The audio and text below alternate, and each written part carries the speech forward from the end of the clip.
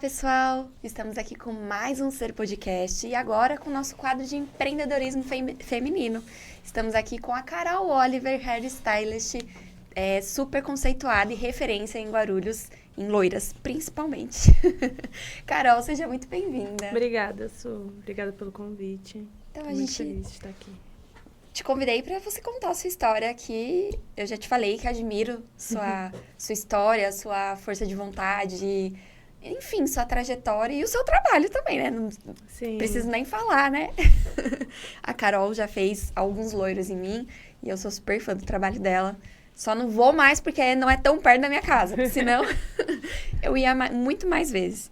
Mas então conta pra gente, Carol, como tudo começou? Como surgiu o seu interesse pelo cabelo, né? Por fazer loiros, enfim, como surgiu? Como começou? Você já começou já querendo empreender? Como é que foi? É muito engraçado falar sobre isso, mas eu nunca tive o sonho de ser cabeleireira, não. Não? Não, eu comecei com 15 anos, né? Eu voltei a morar com a minha mãe biológica e aí a gente não se dava muito bem. E meu padrasto, meio que pra apaziguar a situação ali, falou, vai fazer um curso.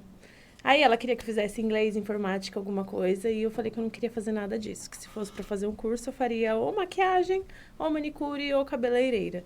E aí foi quando eu fui atrás do curso, fiz o curso, mas foi para fugir dela, não gostava. E já foi de cabelo, direto, Já foi de cabelo, a escolha já foi de cabelo. E aí eu ia pro curso, mas não gostava muito de ficar lá, não queria saber de nada com nada, 15 anos, né? E eu comecei a trabalhar mesmo depois que eu tive meu primeiro filho com 17 anos. Me formei com 15 e tudo, mas não atuei na área.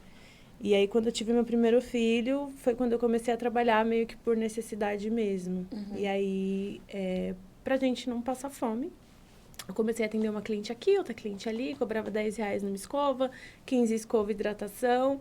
Tomava calote, porque naquela época era muito fiado, né? Sim. E aí eu dei uma desanimada, desisti. E aí eu engravidei do Arthur com 19 anos. E aí as coisas pioraram muito financeiramente. O pai dos meninos, ele ficou desempregado. Então a gente foi despejado várias vezes de várias casas por dever aluguel. Tinha que mudar, tipo, do nada tinha que mudar. E aí eu comecei a procurar emprego como cabeleireira, minha profissão mesmo. E fui trabalhar no centro de Guarulhos, lá num salão que chamava Vênus, bem no calçadão ali. E na primeira semana eu não tinha dinheiro nem para condução, pra você ter ideia. Tipo, eu ia a pé trabalhar e voltava a pé. Eu chegava lá às 8 da manhã, porque era aquele caderninho de vez, sabe? Que você colocava o nome e se você chegasse mais cedo, mais clientes você atendia. Sim. E saía de lá 10 horas da noite e ia andando para casa a pé. Emagreci, tipo, 10 quilos em um mês. Porque não tinha dinheiro para comer, não tinha dinheiro para nada. E aí eu lembro que na primeira quinzena, minha quinzena foi a top 1 do salão. Bombou. E aí eu comecei a ganhar dinheiro. E aí eu comecei a gostar. Porque eu falei, opa, isso daqui tá me dando dinheiro, então a gente não vai mais passar fome, Sim. Eu não vou mais dever nada pra ninguém e vou começar a trabalhar e ganhar dinheiro. E aí eu peguei, juntei um dinheiro, a gente casou a gente casou na igreja, né? Que era o meu sonho, casar na igreja, com o dinheiro do salão, assim, menos de 3 meses. Olha só que bacana. E depois eu resolvi sair do salão. Comecei a atender na minha casa. E aí foi tudo muito rápido, porque eu não sei explicar o que aconteceu, que naquela época não tinha rede social. Sim. Não tinha... Era diferente a comunicação? Muito, não tinha telefone. Era 14 anos atrás, 15 anos atrás. Celular, não tinha. Como tem hoje, assim. Não tinha celular. Eu morava numa viela, tipo, no fundo da casa, lá no fundo. Não tinha placa, não tinha nada, não tinha lavatório. E as pessoas chegavam? Do nada, tinha muita gente dentro da minha casa. Era uma sala bem pequenininha, bem menor do que isso daqui. Eu só tinha um espelho e uma cadeira, as clientes lavavam o cabelo no chuveiro. E do nada, lotou, assim. Eu não tinha como atender todo mundo. E ali eu falei, eu acho que vai dar certo. Eu acho que eu consigo seguir essa profissão. Só que, nessa época, eu não tinha curso de aperfeiçoamento. E eu não tinha dinheiro para me aperfeiçoar. Porque tudo que entrava era para as crianças, que eu já tinha os 2, e para casa, né? Então, eu olhava muito YouTube, seguia muito profissional que eu admiro muito, que eu acompanho até hoje. Não conseguia fazer nenhum curso com eles presencial, mas olhava tudo que eles faziam e falava, vou tentar que vai dar certo. E engraçado que todas as vezes que eu ia fazer um cabelo, eu orava o tempo inteiro na minha cabeça. O tempo inteiro eu tava ali falando com Deus. Deus, guia as minhas mãos pra sair do jeito que ela quer, que ela goste. E foi assim que foi expandindo, sabe? Aí daquela casa eu mudei pra uma outra casa que tinha um quartinho no fundo. E aí eu montei nesse quartinho o salão. E um dia eu tava lá atendendo e chegou uma moça e falou assim, Carol, minha tia tá... Ela tem uma estética e ela tá procurando uma pessoa pra trabalhar com ela no salão. Aí eu falei assim, legal. Aonde que é? Ela falou na Vila Galvão. Aí eu falei, legal. Aí tinha R$1. Aí ela falou, é porque o rapaz que tá lá com o cabeleireiro, ele tá vendendo o ponto dele. Porque ele vai embora pro Japão. Você não quer ver? Aí eu falei, amiga, sem chance. Pra mim, impossível agora. Não tenho dinheiro. E aí, no outro dia, essa menina veio fazer o cabelo comigo. E aí ela falou, vamos. E aí ele tava vendendo ponto por R$30 mil. E eu tinha R$1. Não tinha dinheiro nem pra condução. Tipo, era surreal pra mim. Eu trabalhava pra sustentar os meus filhos. A casa, sim, os filhos. E aí eu fui conversar com ele, que ele quis conversar comigo. E aí, no final das contas, ele me vendeu aquele ponto por R$3 mil. Na 13 de maio, na Vila Galvão. Caramba, que diferente. E parcelado em 6 vezes. Meu Deus, que melhor Deus que isso, puro, impossível. Né? Deus não puro. Tinha como. E aí eu fui, aí foi mais difícil. Foi tudo muito difícil, porque eu tava acostumada a trabalhar dentro de casa, num bairro. Então eu trabalhava de pijama o dia inteiro. Sim. E as minhas clientes eram do bairro. Clientes que pagavam R$20 no corte. Quando eu fui para um salão, eu pagava aluguel, então eu tive que aumentar. E naquela época não tinha Uber. E a maioria das clientes não tinham carro. Então era inviável elas pegarem um ônibus para ir fazer o cabelo toda semana. E aí eu tive que começar do zero de novo. Tipo, eu tinha dias que eu sentava... com novas clientes? Tudo. Tinha dias que eu sentava na frente do espelho e falava, meu Deus, e agora? Mês que vem o aluguel vai chegar, não tenho dinheiro para pagar. E aí eu comecei a sair de salão comercial em salão comercial na Vila Galvão ali. Até que eu fiz amizade com umas meninas que trabalhavam numa perfumaria, que tem até hoje essa perfumaria. Eu falei pra elas, cada cliente que vocês me indicarem, eu dou um cabelo pra vocês. E aí bombou. Do nada, o salão tava lotado de tipo... Já tava empreendendo, né? Fazendo já, parceria. Sem saber, assim, já tava fazendo as parcerias da vida, sim, né? Sim. E foi assim que tudo começou a dar muito certo. Olha que bacana. Carol, puxa pra mim o seu microfone mais. Pra cá? Isso, mais perto de você. Tá. Perfeito. Olha que bacana, então, né? Que história incrível. Então, você como mulher, mãe, empreendedora, eu costumo dizer aqui nos podcasts de empreendedorismo feminino que os filhos sempre dão a energia que a gente precisa pra ir atrás dos nossos sonhos, do empreender. É verdade. Uma ou outra que a motivação foi outra, mas 90% a motivação foi os filhos. Qual é a dica que você daria pras pessoas que querem empreender? Não desistir. Não desistir. Porque não é fácil. Às vezes a gente tem vontade de largar tudo para ter um descanso, né? Às vezes eu falo, é muito mais fácil você ser funcionária do que você ser a patroa. Fácil é mesmo, né? Muito mais fácil, porque o funcionário, ele chega, ele cumpre o horário e ele vai embora. Sim. O patrão, não. Ele dorme pensando no negócio dele. Acorda, né? O tempo inteiro ele tem que estar pensando. E a minha área, por exemplo, é uma área que está sempre evoluindo. Então, tem sempre muita atualização. Muita. Né, se eu paro, tipo, uma semana, na semana seguinte eu já tô pra trás. Então, não dá pra desistir. Desistir não é uma opção pra gente. Sim. E como é que foi depois? Você falou que não conseguia fazer os cursos, né? Porque tinha que pagar, não tinha dinheiro. Eu fiquei nessa fase por muito tempo, por muitos anos, assim, só sustentando a minha família. De tudo, assim. Eu não tinha dinheiro, realmente, para fazer curso. Era inviável. Como que eu ia tirar, R$1.000, que era um curso profissionalizante. Na época, era bem mais barato do que hoje. De um dia, R$1.000 em um dia, para poder pagar um curso, sendo que R$1.000 era o meu aluguel do mês. Então, não dava, não tinha como. Sim. E aí, eu era casada nessa época. Eu ainda era casada com o pai dos meninos. E eu fui indo para outro salão. Eu comecei a trabalhar em um outro salão. E aí, a dona do salão falou para mim, você precisa fazer um curso. Porque eu já estava errando muito. Então, tipo, só as minhas orações não estavam mais dando certo. Então, mas isso é importante a gente ressaltar também, né? Que A gente erra também. Muito, Né? Pra gente muito. poder se aperfeiçoar e aprender e evoluir, os erros vêm também, Sim. né? E eu já tava errando muito. Tipo, o loiro era uma coisa que eu já tava desistindo de fazer. Olha só. Eu já tava querendo desistir de fazer o loiro, que é o que eu mais gosto de fazer. Já tava sendo uma coisa pra mim maçante. Então, quando aparecia alguma cliente de loiro, eu falava, meu Deus, não acredito, não Não quero. quero fazer. Porque eu sabia que eu ia errar, que eu ia manchar, que a cliente não ia gostar. E que meu nome ia pro ralo cada dia mais, né? Até que um dia eu fui e fiz um curso com uma profissional chamada Andressa Mota. Andressa Mota, ela é do Sul. E mudou totalmente. Foi um curso só, tipo, eu paguei em 10 vezes esse curso. Foi muito dolorido pagar esse curso. Mas mudou tudo mudou, assim, da água pro vinho. E aí foi quando eu comecei... Aí eu mudei de salão de novo, né? Eu me separei do pai das crianças, então ali eu me dediquei só para minha profissão. Foi um tempo que eu falei assim, agora sou eu. Sim. As crianças já estão um pouco maior, agora preciso me reerguer de alguma forma.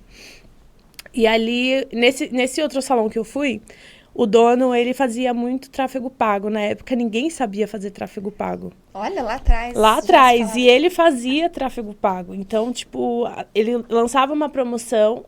Eu não me preocupava com agenda, com responder cliente, em nada. Eu chegava no salão, já tava uma agenda lá de 5 luzes por dia. Olha. E aí eu atendia. Então, quanto mais a gente faz, mais a gente pratica aquilo e a gente vai se tornando um pouco Sim. melhor, né? E ali foi onde eu acredito que realmente o meu dom com o loiro aconteceu. Tá. Eu sou muito grata a toda a minha trajetória e todos os salões que eu passei, mas eu tenho certeza que o loiro foi ali que nasceu tudo, porque eu tive muita oportunidade de atender muitas clientes, mesmo não ganhando tão bem, porque como era um salão de uma outra pessoa, tinha que deixar uma porcentagem para o salão, e os valores eram mais em conta, tanto que ela era meio popularizado, assim. Entendi. Então, não era... qualquer pessoa conseguiria fazer um cabelo ali, porque era mais barato do que nos Foi outros onde lugares. Você mais treinou. Foi onde eu mais treinei. E ali eu comecei a gostar de fazer e eu comecei a ganhar dinheiro. Porque mesmo que eu ganhava um pouco menos, eu ganhava em quantidade. Eu atendia muita cliente. Então ali eu comecei a ganhar dinheiro, comecei a me reerguer, né? Um pouquinho, aí lá na frente eu caí de novo. Você já sabe a minha história, eu tive muito disso de subir e descer muito rápido, né? Entre um ciclo e outro. Mas eu acredito que o empreendedorismo é isso também, né, cara? A gente sobe e desce, sobe e desce. O que a gente não pode mesmo é desistir, né? Exatamente. Mas a gente sabe que você é uma hairstylist conceituada em Guarulhos, né? Sim. Quando que você acha que isso tomou esse rumo, esse caminho? Em 2018, eu recebi minha primeira premiação, né? Eu fui indicada por uma amiga cabeleireira que eu conheci na Hair School. A Hair School é uma escola internacional. Eu fui fazer um curso na Hair School. De um dia eu conheci essa moça. E aí ela me indicou para a premiação, eu fiz todos os processos e aí consegui entrar. Na minha primeira premiação foi tipo um boom para mim, em Guarulhos principalmente, porque lá ninguém nunca tinha recebido um prêmio. Ainda mais uma mera cabeleireira, né? Que ninguém dá muito valor. Naquela época, ninguém dava valor. O negócio era, tipo, você ser advogado, médico, não cabeleireira, né? E ali eu acho que foi aonde que deu um boom. Tipo, aí muitas clientes vieram até a mim por conta das premiações. E aí as coisas foram acontecendo. Aí, em 2018, eu ganhei a primeira. E aí foi quando eu mudei de salão, aí eu me envolvi em um outro relacionamento, que foi um relacionamento abusivo, e eu caí totalmente. Eu parei de trabalhar, eu parei de ser mulher, eu parei de ser mãe, eu parei de ser tudo. E vivi ali um luto durante quase 3 anos, né? Por conta desse relacionamento? Por conta desse relacionamento. E ninguém sabia, ninguém sonhava, porque nas redes sociais eu tentava passar. Eu passava que tava tudo mil maravilhas. E não tava. Na verdade, na rede social, dificilmente as pessoas mostram exatamente. A vida como ela é, né? E eu sempre falo isso não é segredo pra ninguém. Eu só saí desse relacionamento abusivo porque ele não quis mais. Porque se fosse por mim, eu tava até hoje. Porque eu amava ele e eu era cega. Eu achava que aquele jeito de me tratar, de tratar os meus filhos... Tava tudo bem. Era amor. Né? Como eu não tive uma paternidade muito presente ali, então eu não sabia o que era referência de amor masculino mesmo. E aí, quando eu saí daquele relacionamento, aí eu me vi vulnerável. Porque, tipo, eu não tinha mais cliente, eu não tinha dinheiro de novo. Isso não faz muito tempo, tem uns 3 anos. quando ele foi embora, tipo, na Sexta-feira Santa, vai fazer 3 anos agora, né? Ele foi embora exatamente na Sexta-feira Santa. E eu tinha a Sexta-feira Santa, eu tinha mais 4 dias para pagar um aluguel da casa que ele falou que não ia pagar, que na época era ele que bancava as contas. Eu tinha mais uns dias ali e eu não tinha dinheiro. Tipo, tava zerada. E eu falei, e agora? Agora eu tenho 3 filhos, tô numa casa que eu não tenho nem o que dar de comer para eles. Aí tive que ligar pro pai dos meninos, a Mel mamava no peito, que aí eu já tinha a Melinda, né? Eu falei pra ele, fica com as crianças que eu não tenho que dar de comer pra eles. E só chorava, Su. Eu só chorava. Meu Deus, que fase ruim na minha vida. Sim. É ruim até lembrar, sabe, de algumas coisas. Sim. É bem dolorido. E ali foi aonde que eu me descobri forte. Sim. Porque eu falei, caramba, olha tudo que eu tô passando, eu preciso me levantar. Sim. Não tem opção. Tipo assim, eu tô com uma bebê pequena, sim. Eu não tenho opção Eles de desistir. Dependem de você, né? Exatamente. Você tem o pai dos meninos que te ajuda muito, né? Muito, né? muito. Mas eles dependem de você, não tem Sim. jeito. E ali eu já também não tinha mais nada, não tinha um salão pra trabalhar. Mas, assim, você fala que não tinha mais cliente. Não tinha mais cliente no seu subconsciente, né? Porque se você falar, Carol, voltar a atender as clientes, todas voltam. Todas vão. Mas era muito difícil, porque assim, eu trabalhei antes disso em salões renomados. Uhum. Então, salões muito importantes em Guarulhos. E aí, quando isso aconteceu, eu não tinha onde atender as minhas clientes. Como eu ia pegar uma cliente que pagava, R$800 num cabelo, que tinha um conforto de um lavatório com hidroterapia, que tinha um cafezinho, tinha um luxo de um salão, e ia levar para dentro da minha casa, onde eu não tinha nada para oferecer para ela, nem um simples café. Eu não tinha como fazer isso. Uhum. Então, aí foi quando surgiu a minha ideia de começar a atender, tipo, em casa mesmo. E cobrar muito barato. Então, o que eu cobrava 400 no salão, eu passei a cobrar R$80 para conseguir levantar o dinheiro do aluguel. Uhum. E aí, quando eu fiz isso, em 4 dias eu levantei o dinheiro do aluguel da minha casa. E aí eu falei, vai dar certo. Sim. Só que, aí para não sofrer, porque eu tava sofrendo muito, né? Porque a mulher é um bicho difícil, né? Oh, Deus. E aí eu começava a atender 6 horas da manhã e terminava meia-noite com a Melinda amarrada no sling. Eu tenho umas fotos até hoje dessa época. E ali foi quando eu falei, agora é eu. Não adianta eu querer colocar a culpa dos meus erros, das minhas frustrações em cima de ninguém. Das suas escolhas, né? Foi minha escolha, eu escolhi viver aquilo, né? Então, agora é eu e acabou. E aí foi indo. Aí, depois de mais ou menos uns 6 meses, eu aluguei um ponto comercial. E aí consegui montar o salão. E tudo muito simples, mas tudo muito gostoso, aconchegante, e eu tava muito focada ali, né? Sim. E aí foi quando veio a segunda premiação. Essa foi a de Paris? Não, essa foi aqui ainda, e depois de 2 meses eu fui para Paris. A de Paris foi, assim, surpreendente. Quando eu recebi a proposta, quando eu recebi a mensagem falando que eu seria premiada em Paris, eu não acreditei, e eu falei o tempo inteiro que eu não ia. Ah, meu Deus. O tempo inteiro eu falava... Por que a gente se subestima, né? Mas as coisas acontecem na minha vida, tipo, muito... Eu não sei explicar, tudo muito de Deus. Porque nessa época que chegou a premiação pra mim, eu já não tava com um problema financeiro, mas... Sim. Eu tava estável, o que eu ganhava pra mim, pras crianças, mas tava tranquilo, eu não tava naquele desespero, eu preciso pagar tal conta. Uhum. Mas eu não tinha dinheiro pra ir pra Paris, a passagem tava R$11 mil, tipo assim... Pra mim, era surreal. Então, eu falava pras minhas clientes, comentava, recebi uma proposta pra ir receber um prêmio em Paris. Aí, todo mundo falava, você vai, né? Eu falava, lógico que não. Claro que não. E aí, eu tinha 20 dias pra tomar a decisão se eu ia pra Paris ou não. E aí, uma cliente minha, Renata, ela chegou no salão, aí eu comentei com ela, ela falou, você vai. Eu falei, eu não vou. Ela falou, você vai sim, você vai dar um jeito de ir, você vai. E aí, quando eu vi, já tava tudo pronto. Um maior desespero, assim, tipo, meu Deus, o que eu vou fazer agora? E fui. E deu tudo muito certo. E foi muito, assim, a gente acompanhou pelas foi redes, muito emocionante pra mim. Porque, tipo, só eu sei como foi difícil chegar até ali, sabe? E eu costumo falar que eu sou a improvável. Que todo mundo olhava, assim, quando era criança. Falava que não ia dar certo. Não ia dar nada. Eu tenho uma amiga do meu pai que ela falava que quando eu era criança, ela olhava assim e falava, essa menina quando crescer vai ser nada. Ela mesma falou pra mim, que ela falava.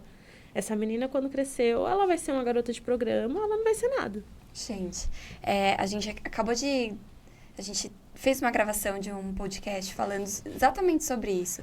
Sobre o quanto as palavras têm poder, né? No nosso... Sim. Então, isso começa desde a infância, né? As pessoas não... Você sabe que eu nunca tive um relacionamento muito bom com a minha mãe biológica, né? Uhum. E quando... Eu lembro que... Uma época eu tava na igreja...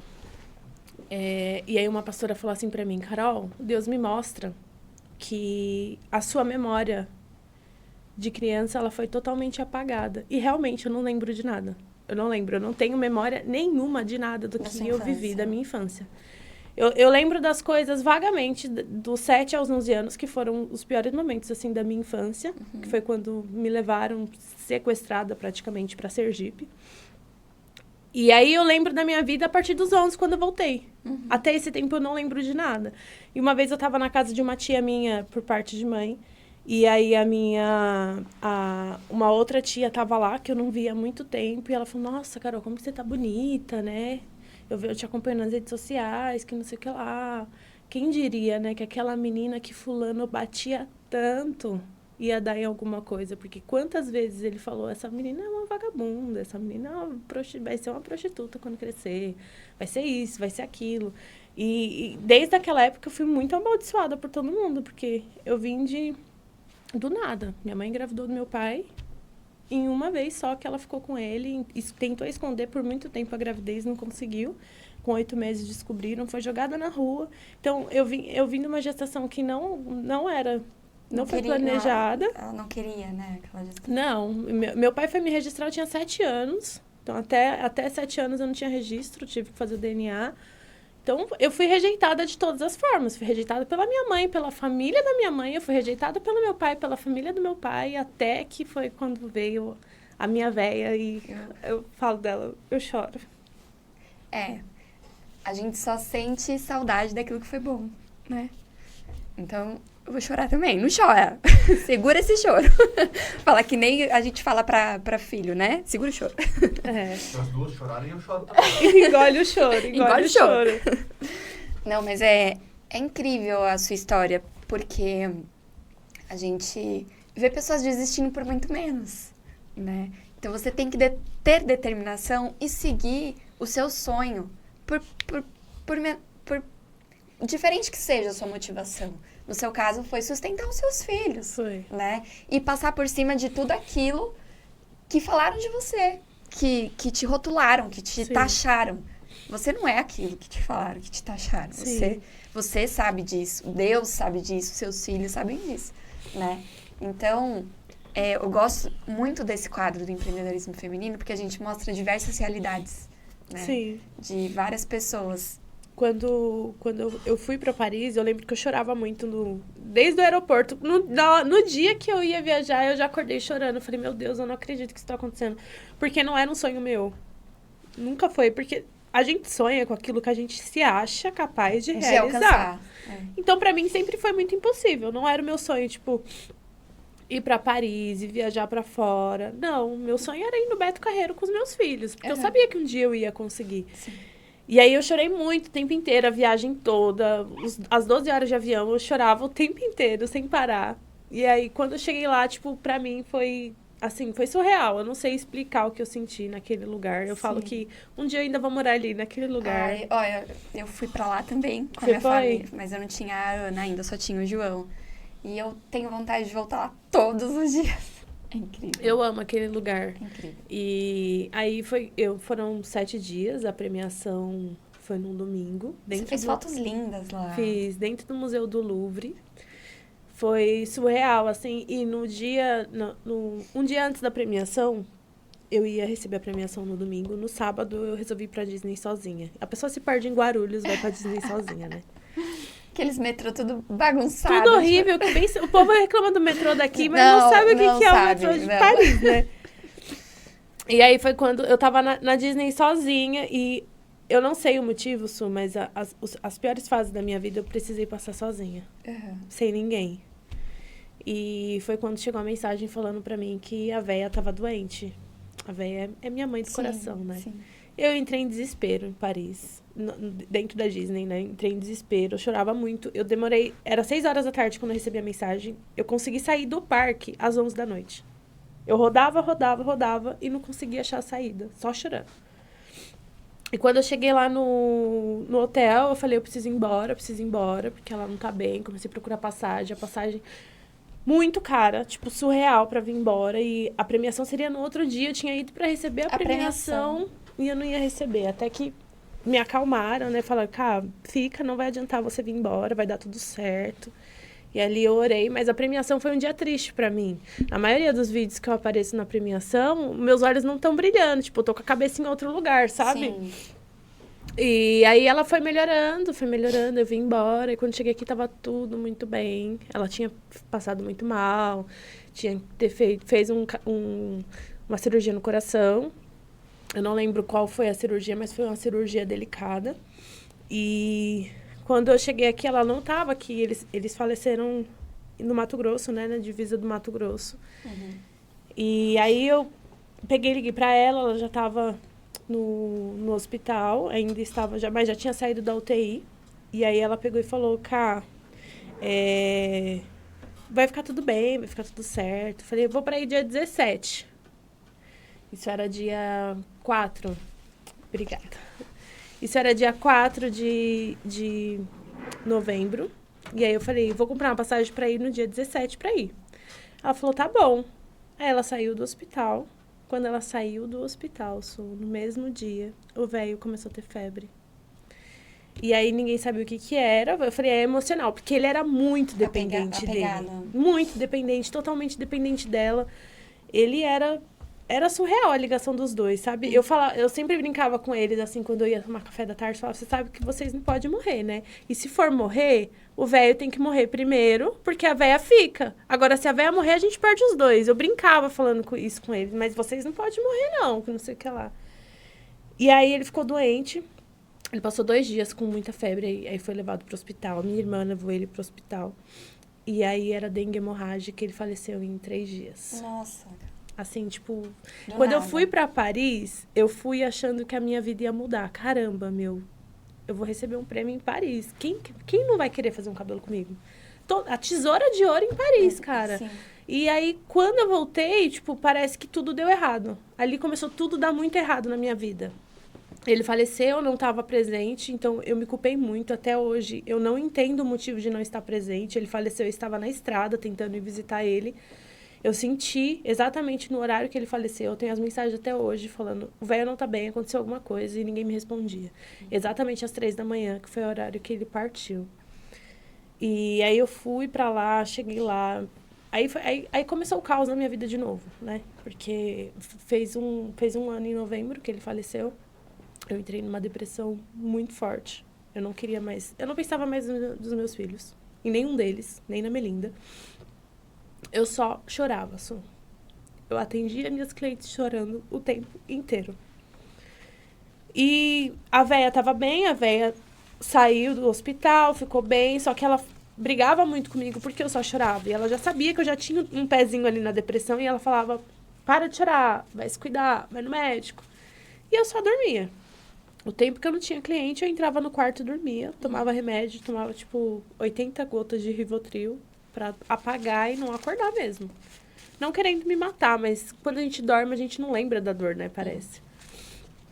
E aí, quando chegou dezembro, eu tinha mais uma viagem marcada com as minhas amigas pra Paris de novo.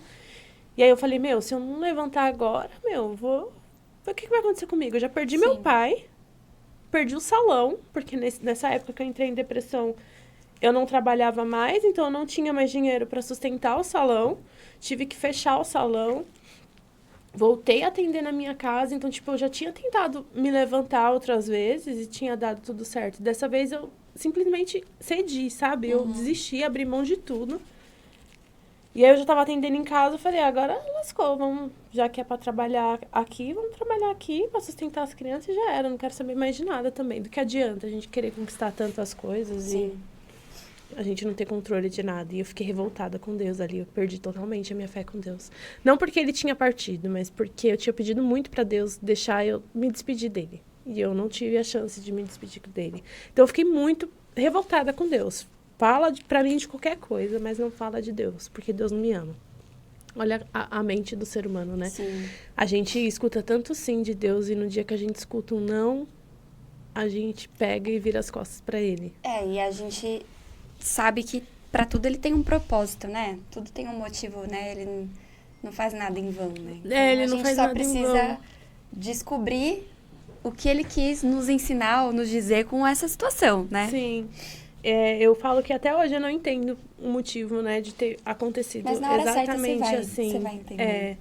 E ali eu fui ficando melhor, eu fui me levantando, voltei a atender, voltei a sair de casa um pouco, procurei um salão para trabalhar, porque como eu estava trabalhando em casa, eu acordava, atendia cliente e dormia. Sim. Eu passei 2 meses sem ver a calçada da minha casa, pra você ter ideia. E aí, um belo dia, eu fui fazer um curso, ganhei um curso, tava começando a me levantar. Aí, ganhei um curso em Fortaleza para fazer com a Nayara Bezerra, que é uma das profissionais que eu mais admiro pelo tamanho dela, né? A Nayara hoje é internacional, a marca dela é internacional. E ver a história de vida dela, tipo, a pessoa saiu da onde saiu, do interior do Rio Grande do Norte, tipo, e ter chegado aonde ela chegou até hoje, e eu sei que ela vai muito longe ainda, isso inspira muita gente, né? Sim. Eu fui fazer o curso com a Nayara, eu ganhei o curso pra ir fazer com a Nayara. Fui feliz da vida, tipo, o tempo inteiro. Ali eu já tava voltando a minha conexão com Deus, eu já tinha voltado pra igreja. Então, o tempo inteiro orando, pedindo pra Deus proteger minha família, cuidar da minha família, agradecendo a Deus pela oportunidade de conhecer a Nayara, né? Sim. Aí eu cheguei lá, no sábado, fiquei na casa de uma amiga, que ela tem um salão também lá, ela também ia fazer o curso. A gente foi pra praia no domingo. Aí eu liguei pra ver minha véia, fiz chamada de vídeo com ela. Você nem fala nada que vai viajar, porque eu sempre fui assim, tipo, calada. Então, quando eu ia fazer, e o povo descobria pela internet, não Sim. contava pra ninguém. E aí eu falei, mas já eu tô voltando. Aí eu perguntei pra ela quando que ela ia vir pra cá, ela falou que não sabia. Eu falei, então quando eu chegar aí, eu vou dar um jeito de ir aí te ver. Falou, tá bom. Ela falou, aí ela pediu pra mim R$50 pra ir no bingo. Aí eu peguei e falei assim, passa o Pix aí, velho, que eu vou fazer. Fiz o Pix pra ela dos R$50.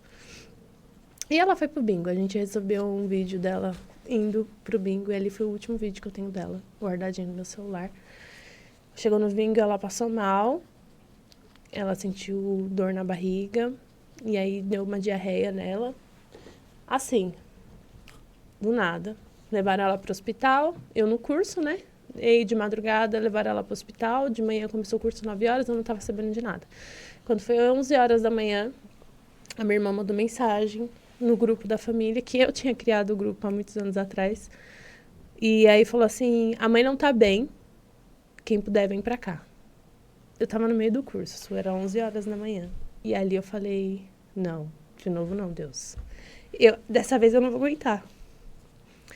Eu entrei em desespero no meio do curso. Ninguém conseguia entender o que estava acontecendo. Eu chorava muito. E aí uma menina encostou em mim e falou, Carol, o que está acontecendo? Eu falei, minha mãe está morrendo. Ninguém tinha me falado o que estava acontecendo, mas eu sabia que... Você sabia que era... Que Deus ia levar ela. Que precisava ir rápido pra lá, né? Sabia. Eu sabia que Deus ia levar ela ali. E eu tinha tido um sonho que o velho buscava ela, né? E ali eu sabia que Deus ia levar ela. Aí eu falei, e agora? Aí comecei a procurar passagem pra vir, tipo, desesperado, o povo do curso tentando me ajudar. Achamos a passagem, o voo tava marcado pra 3 horas da tarde. Eu cheguei no aeroporto 1 e pouco da tarde, assim, muito rápido. Quando eu cheguei no aeroporto, ela faleceu. Foi eu entrar no aeroporto, ela faleceu. E aí, eu falo, Su, que ali eu descobri que eu sou forte. Porque eu sentia a pior dor da minha vida. Aquela foi a pior dor da minha vida. Ter perdido os dois, assim, em pouco tempo. Foram 5 meses de diferença. Eu falo que... Eu não sei como que é ter um amor de pai e mãe, né? Porque eu não fui escolhida pra ser amada por alguém. Mas o amor de ser uma filha adotiva é muito maior. Cara, você olhar pra pessoa e falar assim, ele me escolheu. Ele só me deu amor. Sim. Ele amor gratuito, né? Eu não tinha nada pra oferecer pra eles. Quem era eu? E ali eu me vi sozinha. Eu falei, caramba, e agora? O que eu vou fazer? Eu perdi ela. Eu perdi ele. Eram as pessoas que eu mais amava na minha vida. Era tudo que eu tinha. Eu não olhava mais. Eu, tipo assim, a questão que as pessoas falam, você tem que ver que você tem filho. A questão não é que a gente tem filho. Às vezes a gente precisa de um colo, a gente precisa ser o filho. Porque Sim. senão a gente não dá conta de tudo, né? Sim. E eles eram quem... Às vezes eu tava mal, eu ia pra lá e... Só de zoar um pouquinho com o velho, de encher o saco dele, Você já eu já ficava bem, já me desestressava. A véia me colocava no eixo, ela brigava muito comigo, porque eu sempre fui um pouco rebelde, né? Então ela brigava muito comigo, ela chamava muito minha atenção. E agora eu não tenho mais isso. Eu ficava me perguntando, e agora?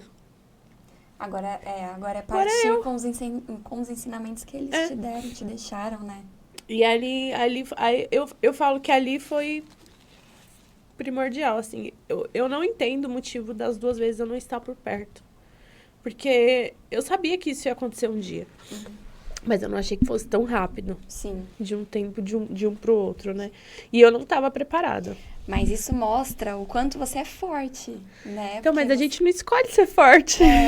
às vezes a vida ensina e te faz ser forte, né? Machuca, ser forte dói pra caramba, sabia? Ali, depois que ela faleceu, eu meio que perdi, sabe? Perdi o tesão da vida, a vontade de viver. Eu fui me entregando, tipo, pra depressão. Até que uma amiga minha falou, e aí, o que tá acontecendo? E aí eu falei, não tô bem e não quero ficar bem. Simples. Não quero ajuda de ninguém, não quero mais ninguém. Eu excluí todo mundo da minha vida. Todo mundo. Na época, tipo, eu tava com a minha rede social lotada, o engajamento lá em cima. Eu deletei todas as pessoas da minha vida. Eu fiquei com o coração tão amargo, sabe? Eu perdi amizades de anos, porque eu simplesmente bloqueei, excluí. Eu não queria saber mais da minha família biológica, porque eu achava que ninguém gostava de mim mesmo. Dane-se. Não é minha família agora sou eu e os meus filhos. Então eu fiquei muito amarga, sabe? Muito ferida, muito machucada. E aí eu fui voltar pra igreja quando já não tinha mais pra onde ir. Porque eu tentei fugir por muito tempo. Sim. Quando eu senti que não tinha mais pra onde ir, não tinha mais como julgar Deus, como acusar Deus mais por nada, que só Ele ia poder me tirar dali, né? Aí eu voltei pra igreja. E foi um processo bem difícil também. Dolorido também, né? Muito. Foi de muita dor. Mas é isso. Eu acho que Deus vai nos mostrando o caminho. E Ele tá sempre esperando a gente de braços abertos. Sempre. Esperando a gente voltar pro colo dele e falar, vem aqui, meu filho, né? E aí Deus foi me tratando, Deus foi cuidando. Deixa eu te curar, deixa eu te ajudar, deixa eu te ensinar, né? Eu acho que eu precisava de me afastar de todo mundo, de passar por um período isolada, só eu e Deus, sabe? Pra sentir o cuidado dele mesmo comigo. Sim. E Deus cuidou de mim todo esse tempo, de todas as formas que você pode imaginar, desde financeira, porque eu perdi tudo que eu tinha, tudo. Até emocionalmente, porque por várias vezes eu falei, agora eu não vou aguentar. Agora vai ladeira abaixo. Sim. E Deus foi lá e foi me levantando, sabe? E Ele te capacita e te dá forças, porque eu não sei precisar tempo, né? Mas a gente acompanhando, eu sei que você criou métodos seus. Sim. Né? Você desenvolveu métodos seus de loiro, de alisamento. Sim. Né? Conta pra gente. E foi sempre nessas loucuras, assim. Então, conta pra gente. Quando nada tava bem. Quando nada tava bem, quando tudo tava, tipo, caindo, eu falava, eu preciso fazer alguma coisa. De diferente, né? Porque a nossa área, ela é muito assim, né? Você precisa ter um diferencial e se atualizar o tempo inteiro. Sim, você precisa ser referência em algo. Então, tipo, eu faço tudo. Eu sei fazer todos os procedimentos em cabelo. Desde ruivo, preto, moreno iluminado, tudo. Só que eu sou referência em loiro. Sim. Então, eu preciso ser um destaque do loiro. Sim. Eu gosto do loiro. Tanto que na minha página nem tem muitos outros tipos de cabelo. Só, mas é o loiro. E aí, foi sempre nessas minhas quedas que, tipo assim, eu falava, não tem pra onde correr. O que eu vou fazer agora? vou ter que inventar alguma coisa. E aí eu ia pensando, eu pegava papel, a caneta e ia escrevendo, anotando algumas coisas, e aí criava. Foi quando eu criei o método LHD, né? Que é bem... Quando eu criei, eu não imaginei que fosse ser o que ele é hoje. Porque as minhas clientes chegam e falam, eu quero fazer o LHD. As clientes que me conhecem a primeira vez no Instagram, mandam mensagem. Eu queria saber o que é o LHD, quero porque marcar alguém o falou, LHD. alguém já, né? Porque alguém falou. E ele realmente é muito bom, assim. O LHD seria o quê? Explica pra gente. O LHD é um alisamento, né? Foi um alisamento que eu criei. É como se fosse um Botox ou não? Eu falo que ele é diferente do Botox e da Progressiva, porque o Botox e a Progressiva, eles costumam ter formol. Tá. Por mais que a pessoa fale, o profissional fale que não tem formol no Botox, ele sempre usa um Botox com formol. O único Botox que tem no mercado que não tem formol é um Botox da L'Oréal, que ele é um preenchedor de fibra. E esse Botox é caríssimo, um produto muito caro. Então, são raros os salões que tem ele. E... Aí, quando eu criei o LHD, eu precisava de um produto que fosse diferente de uma progressiva, diferente de uma selagem do Botox, e que entregasse para a cliente o liso que ela queria, porque a maioria das clientes querem o cabelo liso, e que, além de deixar liso, não prejudicasse a fibra, porque a progressiva, ela lisa, só que ela prejudica muito a fibra do cabelo. Então... Aí foi quando eu fui começando a pesquisar alguns produtos, e aí eu cheguei no produto que eu tenho, que o método LHD é um método. Ele não é um produto específico, não. Tá. Eu não tenho uma marca de produto ainda, né? Mas ele é um método, e aí com o método eu consigo entregar para cliente o liso, o brilho, o saudável e a ponta cheia, que o que acontece com a maioria dos cabelos que fazem progressiva é raiz cheia e ponta fina. Rala, né? E aí, isso já fazem 3 anos. E aí, nesses 3 anos, eu consegui fazer com que as minhas clientes entendessem sobre saúde, alisamento e loiro. E progressivo e loiro não combina também, né? Não combina. Tem profissional que ainda faz, tem profissional que gosta. Mas eu sempre falo que são profissionais que têm a mente muito fechada. Sim. Que não estão dispostos a... Ou que quer ganhar a todo custo, né? E na verdade são profissionais que acham que sabe de tudo e não aceita, tipo... Eu acho que um bom profissional é aquele que chega o cliente para fazer luzes, faz o teste de mecha, não aprova e você é sincero e fala, não, você tem que hidratar e tem que voltar depois. Eu já vi você fazendo isso. Eu faço muito isso. Porque é a sua imagem que tá ali, né? Daí você faz daí você faz o cabelo ali, dá ruim, e aí? Mas foi apanhando muito, viu, Su? Porque nessa época que eu trabalhava pelo dinheiro pra sustentar as crianças, eu olhava a cliente, eu via R$100. Sim. Mano, eu tenho que fazer o cabelo dessa cliente. Porque eu preciso pagar uma conta de luz hoje. Eu falava assim. Então, eu fazia, independente se passasse ou não. No teste de mecha. E aí foi quando teve toda essa minha queda aí no deslize no loiro. Porque eu tava errando muito. Por quê? Porque eu não tava pensando na saúde do cabelo da cliente. Eu pensava no valor que ia entrar pra mim. Sim. Hoje, eu acho que eu sou a profissional que mais reprova teste de mecha. Se o cabelo não me der 100% de garantia, de segurança, de que vai dar tudo certo, eu não vou fazer. E aí, é por isso que as minhas clientes me procuram. Sim. Porque sabe que o resultado é garantido quando eu for fazer. Sim. E aí, fora isso, tem os protocolos, né? Que eu comecei lá atrás com os protocolos, e aí, do nada, todo mundo faz protocolo. Mas eu comecei com o protocolo... Os protocolos, você diz... O cronograma que todo mundo vende. Uhum. Eu comecei com uns 10 anos atrás. Tá. Fazer o cronograma, fazia pacote, eu cobrava R$120 no pacote. Hoje, um pacote de protocolo é R$580. Naquela época era 120, Sim. 4 tratamentos por mês. E aí a gente colocava lá hidratação, nutrição, reconstrução. Hoje em dia, o meu protocolo é totalmente diferente. Eu tenho auxílio de produtos diferentes, da ozonioterapia, do LED, que eu trouxe agora faz pouco tempo. Sim. Que são produtos mais caros e que fazem total diferença no cabelo da cliente. Sim, sem dúvida. Carol, foi um prazerzão conhecer a sua história, ter você aqui com a gente.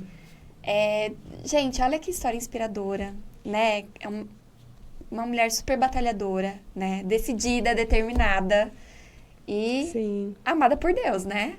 Muito né? amada por Deus, muito. Né? Jesus é tudo na minha vida. Eu sou muito grata a Ele e tudo que Ele faz. Então, ela é referência de loira em Guarulhos. Sigam o @ que é...